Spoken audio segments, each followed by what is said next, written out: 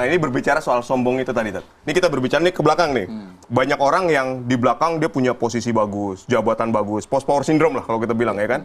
Kalau di ke depan, dulu saya. Nah, itu kan masih suka ada tuh orang yang kayak gitu. Artinya dia bukan cuma ngomongin dosanya doang, tapi kebanggaan terhadap masa lalu yang nggak pernah hilang gitu, Tat. Nah, ini gimana menghadapi orang-orang seperti ini atau apa yang harus dilakukan orang-orang yang demikian?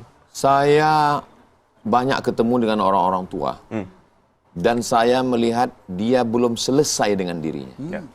Saya sarjana pertama dari kampus ini. Saya orang pertama di sini. Saya yang dia ceritain ke bocil-bocil yang nggak ngerti. Orang ini hanya saling megang sikap. Maklum orang tua. Dan saya berpikir, apakah saya nanti ketika berumur 60-70 kalau umur saya panjang, saya selamat dari itu? Belum tentu kan? Tapi saya pernah ke satu daerah, negeri itu bergelar disebut dengan negeri 1000 suluk. Orang yang banyak berzikir. Di situ saya ketemu orang-orang tua, nggak banyak ngomong, nggak cerita masa lalu. Dia lebih banyak memetik tasbih. Ternyata mereka punya target-target. Satu hari satu hari istighfarnya 1000, solawatnya 1000, la ilaha illallahnya 1000.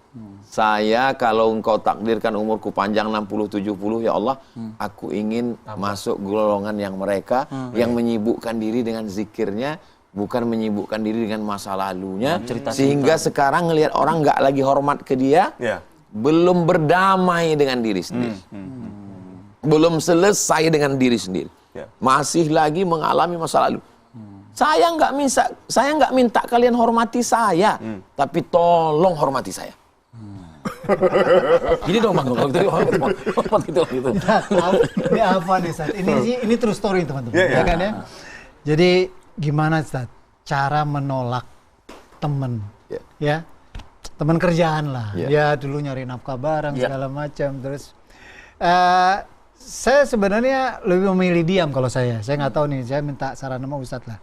Dia ngajak lagi untuk bernostalgia, tapi sementara saya nih sudah merasakan nikmatnya, apa nih Ustadz ya? Saya sudah merasakan nikmatnya sujud, saya sudah menikmati apa saum, gitu ya. Ini teman kerja dulu nih. Edwin, Bang Edwin bukan abang ya, Bang. Bukan abang. Gimana nih Ustadz? Cara saya menyikapi itu gitu loh Ustadz. Man ra'a minkum mungkaran, siapa di antara kamu melihat perbuatan mungkar, perbuatan yang tidak baik, maka sikap kita dia. 3, falyughayyirhu biyadihi, rubah dengan tangan. Kamu jangan lagi buat dosa. Nggak sanggup melakukan itu, fabilisani, dengan lisan. Mohon maaf saya takut kembali terjerumus ke masa lalu. Nggak juga sanggup. Yang terakhir, fabiqalbih, dengan hati. Dengan hati artinya nggak ngikut. Wadzalika ad'aful iman, itulah selemah-lemah iman.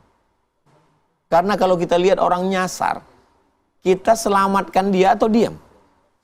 Kita selamatkan. Kita berdua nih, kita udah jelas-jelas nyasar ini, mau nyari rumah Bang Jody, tiba-tiba ke kuburan.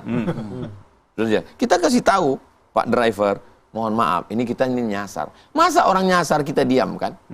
Yang lebih fatal lagi, orang nyasar malah kita besarkan hatinya.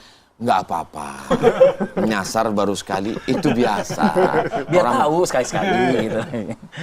Jadi kalau ada orang nyasar tuh kita nasihati, kita bawa ke jalan yang benar. Bukan kita besarkan hatinya biar supaya dia nggak merasa nyasar. Tapi kan nggak mudah kan Ustadz, karena kan ini kan teman nih, kan apa namanya, peer-nya kita nih, ini grupnya kita nih, circle satu geng, bestie. Soulmate. Ayah dia Allahu bika rajulan wahidan, satu orang dapat hidayah karena satu orang. Khairum min humurin na'am, lebih baik daripada engkau memiliki seekor unta yang merah, kendaraan termahal.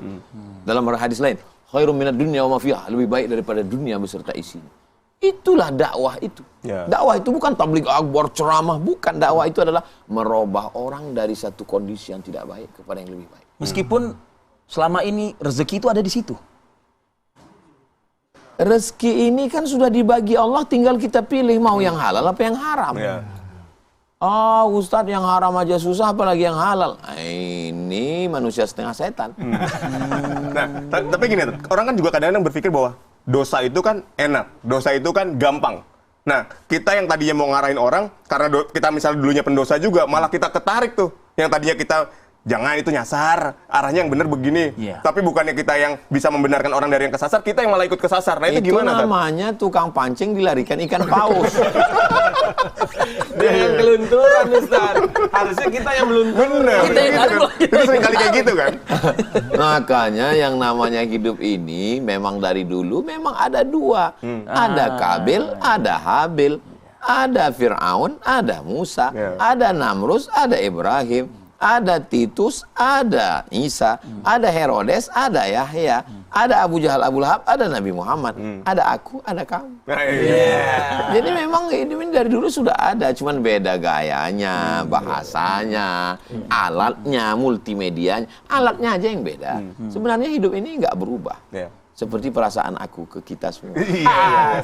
Nah gimana jadi supaya kita tidak terbawa, Tat? Ketika kita ingin mengajak orang untuk berbuat baik, kitanya juga sebenarnya belum baik-baik amat gitu, Tat. Makanya pondasi kekuatannya dulu, keyakinan, iman, antuk minabillah, beriman kepada Allah, Allah yang mengatur, Allah yang menyelamatkan kita.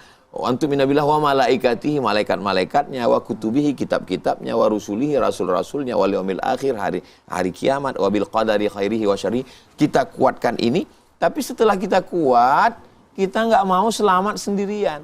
Nggak boleh kita egois. Kita mesti narik orang untuk menyelamatkan dia. Kalau kita sedang nyebrang jalan ini, ada orang yang lemah, tua, anak-anak, nggak mungkin kita menyelamatkan, pasti kita selamat. Jadi bicara masa lalu, kalau misalnya sangat mengerikan sekali, bahkan mungkin sampai harus berhadapan dengan, sebutlah mungkin sosok yang kriminal begitu. Nah kita mau lepas dari itu, tapi ancamannya kita bisa dianggap nanti, wah itu pengkhianat. Informasi ada di dia semua, ini. Takut kita jadinya, Ustaz. Kita tinggal di negara hukum.